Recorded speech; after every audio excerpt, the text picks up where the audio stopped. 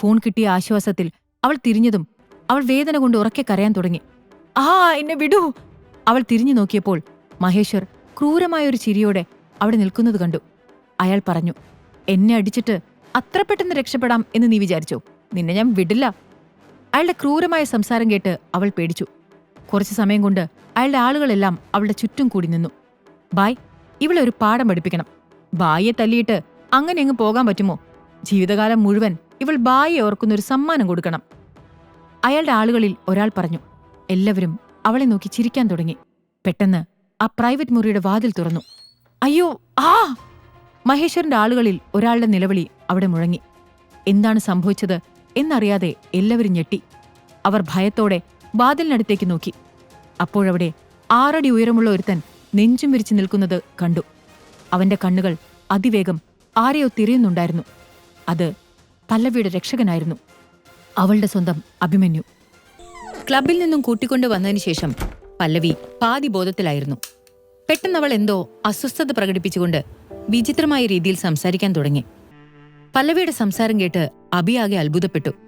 എന്താണ് ഇവൾ ഇങ്ങനെയൊക്കെ സംസാരിക്കുന്നത് എന്നാലോചിച്ചുകൊണ്ട് അവൻ അവളെ സൂക്ഷിച്ചു നോക്കി. അബിക്ക് മൊത്തത്തിലൊരു പന്തിക്കേട് തോന്നി. അവൻ ചോദിച്ചു, ഡിയർ എന്നോ? എന്താ ഇങ്ങനെയൊക്കെ പെട്ടെന്ന്? അബിയുടെ ചോദ്യം കേട്ട് പല്ലവി അവനെ തുറിച്ചു നോക്കിക്കൊണ്ട് വീണ്ടും പറഞ്ഞു, അതെ, ഡിയർ തന്നെ. നീയല്ലേ എന്റെ എല്ലാം. നീ എന്റെ പൊന്നു ഭർത്താവല്ലേ. പിന്നെ എന്റെ ഡ്രസ്സ് അഴിക്കാൻ നിനക്കെന്താ മടി? വാ. പല്ലവി പറഞ്ഞത് ശരിയൊക്കെ തന്നെയാണ്.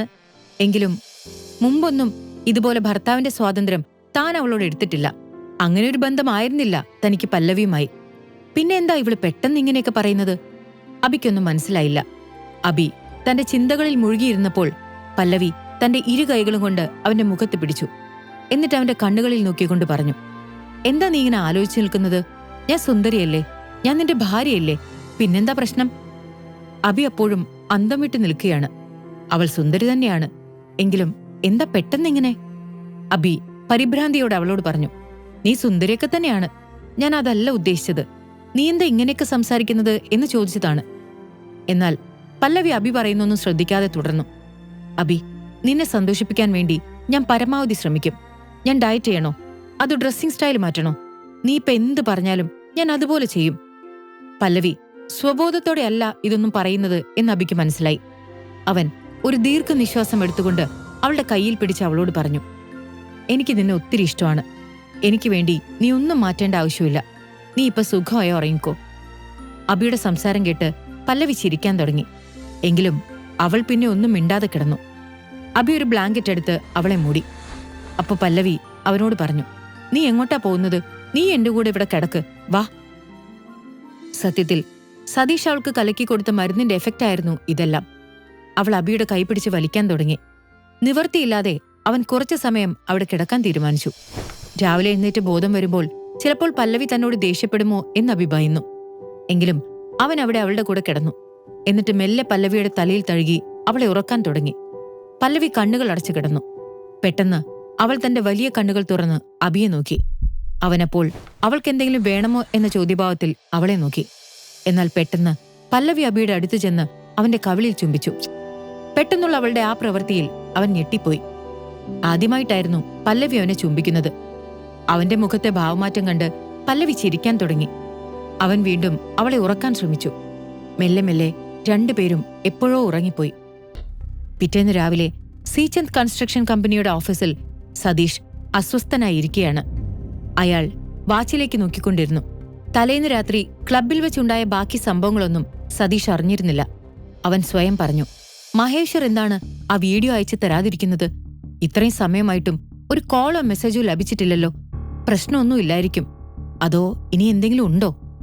കുറച്ചു സമയം കൂടെ കാത്തിരുന്നതിന് ശേഷം സതീഷ് സ്വയം നിയന്ത്രിക്കാനാവാതെ മഹേശ്വറിനെ വിളിച്ചു. ഒരുപാട് നേരം റിംഗ് ചെയ്തിട്ടും അയാൾ ഫോൺ എടുത്തില്ല. പക്ഷെ സതീഷ് വീണ്ടും വിളിച്ചുകൊണ്ടിരുന്നു. അപ്പോൾ മറുവശത്ത് ഊട്ടിയിലെ ഒരു വലിയ ഹോസ്പിറ്റലിൽ മഹേശ്വർ സതീഷിന്റെ കോൾ കണ്ട് ദേഷ്യപ്പെട്ട് നിൽക്കുകയായിരുന്നു. ഒരുപാട് പ്രാവശ്യം റിംഗ് ചെയ്തിട്ടും അതെടുക്കാൻ അയാൾക്ക് തോന്നിയില്ല. തന്റെ കൈയൊടിയാനുള്ള കാരണം സതീഷാണെന്നായിരുന്നു മഹേശ്വറിന്റെ മനസ്സിൽ. അയാൾ ഫോൺ എടുക്കാത്തത് കണ്ടപ്പോൾ റോക്കി പറഞ്ഞു, ബോസ്, നിങ്ങൾ ആദ്യം ആ ഫോൺ എടുത്ത് കാര്യം പറയ്. ഈ ഇടപാട് അവസാനിപ്പിക്കുന്നതാണ് നമുക്ക് നല്ലത്. ഫോൺ എടുത്ത് സംസാരിക്കു ബോസ്. റോക്കി പറഞ്ഞത് ശരിയാണെന്ന് മഹേശ്വരനും തോന്നി. അവൻ ആലോചിച്ചു, ഒരു കൈ ഇപ്പൊ തന്നെ ഒടിഞ്ഞതാണ്, ഇനി മറ്റേ കൈക്ക് കൂടി പണി ഉണ്ടാക്കണ്ട. റോക്കി പറഞ്ഞതുപോലെ ഇത് അവസാനിപ്പിക്കുന്നതാണ് നല്ലത്. അങ്ങനെ ചിന്തിച്ച് മഹേശ്വർ സതീഷിന്റെ കോൾ അറ്റൻഡ് ചെയ്തു. എന്നിട്ട് ഉടനെ തന്നെ പറഞ്ഞു, നോക്കു ബായ്, നമ്മൾ തമ്മിലുള്ള ഡീൽ അവസാനിച്ചു. അത് കേട്ടതും സതീഷിന്റെ കണ്ണുകൾ ആവേശത്തോടെ തിളങ്ങാൻ തുടങ്ങി. പ്ലാൻ എല്ലാം സക്സസ് ആയി എന്നാണ് സതീഷ് അവന്റെ സംസാരത്തിൽ നിന്ന് മനസ്സിലാക്കിയത്. അവൻ ചോദിച്ചു, അപ്പോ ആ വീഡിയോ എപ്പോ തരും? അത് കേട്ട് മഹേശ്വർ ഞെട്ടി. താൻ പറഞ്ഞത് സതീഷ് തെറ്റിദ്ധരിച്ചെന്ന് മനസ്സിലാക്കിയ അയാൾ വിശദീകരിച്ചു. ഡീൽ അവസാനിച്ചു എന്നതുകൊണ്ട് ഞാൻ ഉദ്ദേശിച്ചത് അത് നടന്നില്ല എന്നാണ്. ഞാനും ആ പെൺകുട്ടിയും തമ്മിൽ എന്തെങ്കിലും നടന്നാലല്ലേ വീഡിയോ അയക്കേണ്ടതുള്ളൂ. അത് കേട്ടതും സതീഷിന് താനാകെ നിലം പതിച്ചതുപോലെ തോന്നി. അവൻ മെല്ലെ ചോദിച്ചു, പക്ഷെ അതെങ്ങനെ സംഭവിച്ചു? അതിന് മറുപടിയായി നടന്ന കാര്യങ്ങളെല്ലാം പറയാൻ മഹേശ്വർ ആഗ്രഹിച്ചു. പക്ഷെ അബിയുടെ പേര് പറഞ്ഞാൽ പിന്നെ തന്റെ മറ്റേ കൈയും ഒടിഞ്ഞേക്കുമോ എന്ന് അയാൾ പേടിച്ചു. അതുകൊണ്ട് സതീഷിനോട് അയാൾ വെറുതെ ഒരു കള്ളം പറയാൻ തീരുമാനിച്ചു. പെട്ടെന്ന് പോലീസ് വന്നു. അതുകൊണ്ട് വിചാരിച്ച കാര്യങ്ങളൊന്നും നടന്നില്ല. പിന്നെ ഇനി നമ്മൾ തമ്മിൽ യാതൊരു ഇടപാടും ഉണ്ടാവില്ല. മഹേശ്വർ തന്റെ തീരുമാനം പറഞ്ഞുകൊണ്ട് ഫോൺ കട്ട് ചെയ്തു. സതീഷ് ആകെ സ്തംഭിച്ചുപോയി. മഹേശ്വറിന് അവസാനം തന്റെ ജീവനെങ്കിലും ബാക്കിയായ സന്തോഷമായിരുന്നു അപ്പോൾ. അയാൾ തന്റെ നെറ്റിയിലെ വിയർപ്പ് തുടച്ചുകൊണ്ട് റോക്കിയോട് പറഞ്ഞു, ആ അബി എന്തുകൊണ്ടാണ് ആ കുടുംബത്തിലെ മരുമകനായി ജീവിക്കുന്നത് എന്നെനിക്ക് മനസ്സിലാവുന്നില്ല. അവന്റെ കഴിവ് വെച്ച് അവൻ ആ കുടുംബത്തിൽ നിൽക്കേണ്ടവനല്ല. എത്രയോ സമ്പന്നനാവാൻ കഴിവുള്ള അവൻ എന്തിനായിരിക്കും വെറുമൊരു പാവമായി അവിടെ നിൽക്കുന്നത്? അവനെക്കുറിച്ച് കൂടുതൽ അറിയേണ്ടതുണ്ട്. എന്തായാലും ഇനി മുതൽ അബിയോടും പല്ലവിയോടും വഴക്കിടാൻ ഞാനില്ല. മറുവശത്ത് സതീഷിന്റെ നില വഷളായിക്കൊണ്ടിരുന്നു. ഇന്നലെ നടന്ന ഒന്നും പല്ലവി അത്ര എളുപ്പം മറക്കില്ലെന്ന് അവന് ഉറപ്പായിരുന്നു. തന്റെ പ്ലാൻ പാളിയ സ്ഥിതിക്ക് ഇനി അതിന്റെ പ്രത്യാഘാതം എന്താവും എന്നവൻ ഭയന്നു. പെട്ടെന്നാരോ ഓഫീസിന്റെ വാതിൽ തുറന്നു. സതീഷ് പേടിയോടെ അങ്ങോട്ട് നോക്കിയപ്പോൾ അത് രമ്യയായിരുന്നു. അവൾ അവന്റെ അടുത്തേക്ക് വന്നുകൊണ്ട് പറഞ്ഞു, ഇന്നലെ ഉച്ചയ്ക്ക് ശേഷം പല്ലവി ഒരു ഗുണ്ടയെ കാണാൻ ഗോൾഡൻ ക്ലബിലേക്ക് പോയിരുന്നു. അവർ രണ്ടുപേരും അവിടെ ഒരു പ്രൈവറ്റ് മുറിയിൽ തനിച്ചായിരുന്നു. രമ്യ പറഞ്ഞത് കേട്ട് ഇവളിതെങ്ങനെ അറിഞ്ഞു എന്ന ഭാവത്തിൽ സതീഷ് അവളെ നോക്കി. അവൻ ചോദിച്ചു, ഇതെല്ലാം നിന്നോടാരാണ് പറഞ്ഞത് രമ്യ? പല്ലവിയെക്കുറിച്ച് ഒരു ഗോസിപ്പ് പറയാൻ കിട്ടിയ ആവശ്യത്തിൽ സതീഷിന്റെ വിളറിയ മുഖമൊന്നും അവൾ ശ്രദ്ധിച്ചില്ല. രമ്യ പറഞ്ഞു, എന്റെ ഒരു സുഹൃത്ത് ഇന്നലെ അതേ ബാറിലുണ്ടായിരുന്നു. അവളാണ് എന്നെ വിളിച്ച് ഈ കാര്യം പറഞ്ഞത്. രമ്യ അത് പറഞ്ഞതും സതീഷിന്റെ ഉള്ളിൽ മറ്റൊരു ദുഷിച്ച ആശയം ഉദിച്ചു. രമ്യയുടെ മനസ്സിൽ കാര്യമായ ബുദ്ധികളൊന്നും ഉണ്ടാവാറില്ലെങ്കിലും പല്ലവിയുടെ കാര്യം വരുമ്പോൾ അവൾ വേഗം ഇളകും. ആ അവസരം മുതലെടുത്തുകൊണ്ട് സതീഷ് അവളോട് പറഞ്ഞു, രമ്യ, ഈ കാര്യം ഞാനും കേട്ടിരുന്നു.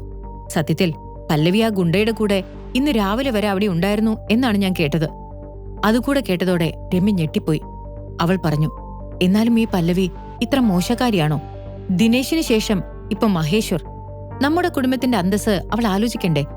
എന്തിനാണ് ഇത്ര തരം താഴ്ന്ന പ്രവർത്തികൾ ചെയ്യുന്നത്? എങ്കിലും അവൾ അങ്ങനെ ചെയ്യുമെന്ന് നിനക്ക് തോന്നുന്നുണ്ടോ? രമ്യ ഒന്ന് സംശയിച്ചു നിന്നു. അപ്പോൾ സതീഷ് ഒന്ന് ചിന്തിക്കുന്നതായി നടിച്ചുകൊണ്ട് പറഞ്ഞു, എനിക്കും വ്യക്തമായി അറിയില്ല.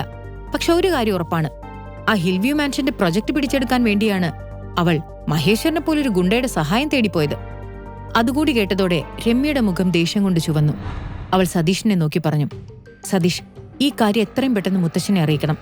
പല്ലവിയെക്കുറിച്ചുള്ള ഈ സത്യങ്ങൾ അറിഞ്ഞാൽ പിന്നെ മുത്തശ്ശൻ അവളെ ഇവിടുന്ന് പൂർണ്ണമായി പുറത്താക്കും. പിന്നെ ഇതെല്ലാം നമുക്ക് മാത്രം സ്വന്തമാവും. ഇനി കാര്യങ്ങൾ ഒട്ടും വൈകാൻ പാടില്ല. രമ്യയുടെ ആ വാക്കുകൾക്ക് വേണ്ടിയായിരുന്നു സതീഷ് കാത്തിരുന്നത്. ഇനി അവനൊന്നും ചെയ്യേണ്ട കാര്യമില്ല.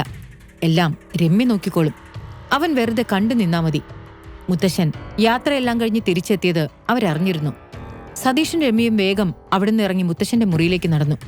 സതീഷും രമ്യയും മുത്തശ്ശന്റെ മുറിയിലെത്തിയപ്പോൾ അബിയും പല്ലവിയും അവിടെ ഇരിക്കുന്നത് അവർ കണ്ടു.